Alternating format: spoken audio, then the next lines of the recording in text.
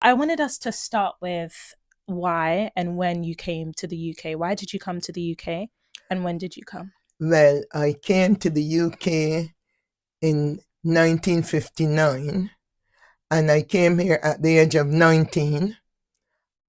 By the way, I'm 85 now, when you think of it. I came here to study nursing. Mm. And was so in Barbados, you did you grow up a Christian? Oh, yes. Well, I didn't, there's a song that we used to sing at school. I was made a Christian when my name was given, but that's not so. So I didn't grow up a Christian. I was born in a Christian household, but I came to know Jesus properly. I was in Sunday school at the early age and everything. But I accepted the Lord when I was about probably 12 years old. I was water baptized at 13 years in the sea at that time. Brandon's Beach is the sea that I was baptized in at 13 years. And when you first came to the UK, did you struggle to find a church community or a church in the UK? Like, what was that process like for you? No, I remember the first church I went in, it was a Anglican church, we call Church of England. And I went in there and it looked as though I was in a place and it wasn't a place that I had never known before, but I wasn't made welcome. I think people seemed to be more scared of me than anything else. So I didn't go back to that church. I went again another time I didn't go for a long time to no church. And yet when I came from Barbados, I came out of a church. In fact, before I left home, I was given a well send off, well send off there, coming knowing the Lord. But I must admit, after I went to that church and I felt that way, and then I heard, of my colleagues in the where I was in the nurses' home, saying how they went to church and people walked out and all that. Wow. So I didn't go back for a long time. And then I remember I went to a place that they were having in a home, one of the houses. People had the rooms there, so I went to one of the rooms that they were having services, and that's how actually the church came up, because we started then going into homes. People most of them were bed sits, but starting keeping service there, and hence this is where the church was formed. But before that, actually, I was married in a Baptist church, and I went there actually just by chance, and I noticed a difference there. They were the same people that I saw at the other places, but these seemed to be people that understood not only human being but knew who God was. So that's where I was married. And then, but in between that time, I went to a church, and I think it's called the Elim Church. It was in Aldershot.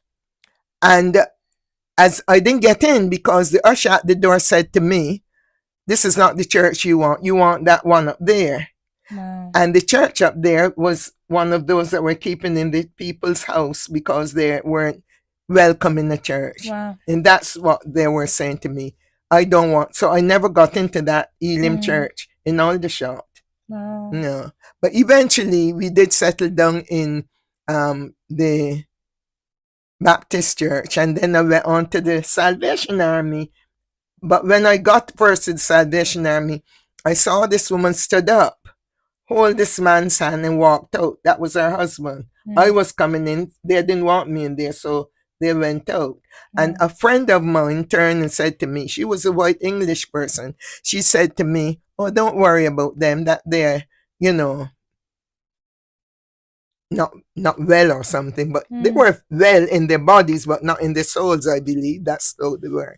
But ever since then, that's gradually we started getting used to going in whether people receive us or not. But it wasn't easy to settle in a church. That is why you found that we have the New Testament church and the other where we call that, and we're not calling them black churches. But that's the reason why is because we weren't welcome in the churches in England when we came. And because people love the Lord, they wanted to continue with the Lord, and you can only continue with the Lord if we can join together, and we don't separate ourselves because we're not welcome. So this was even before desegregation in the US as well. And I think so. Was everything still very segregated in the UK?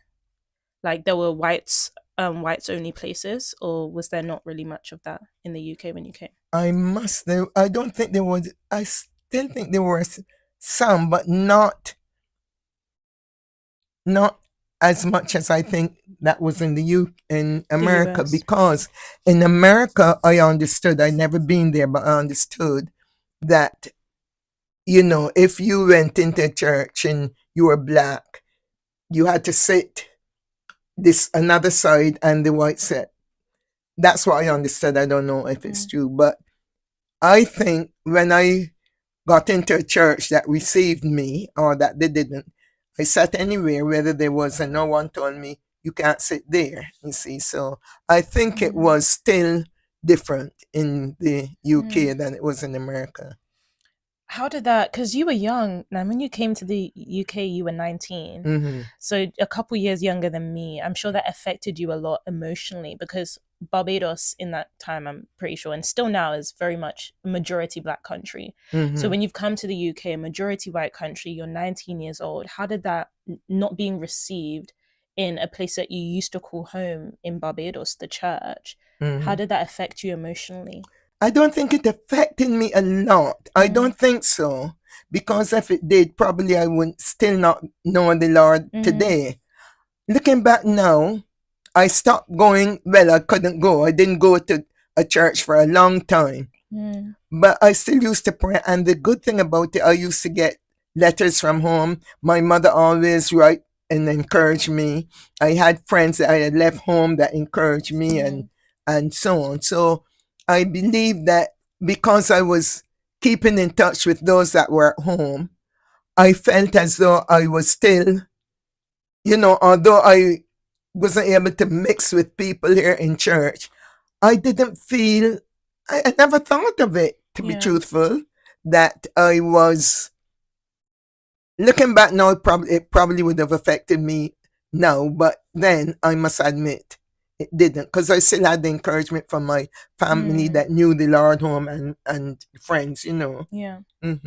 Okay, amazing. So then, so you stopped going to church because obviously you weren't really received, but you still had your own personal faith with Jesus, which is amazing. Okay, thank you so much for sharing that, Nan.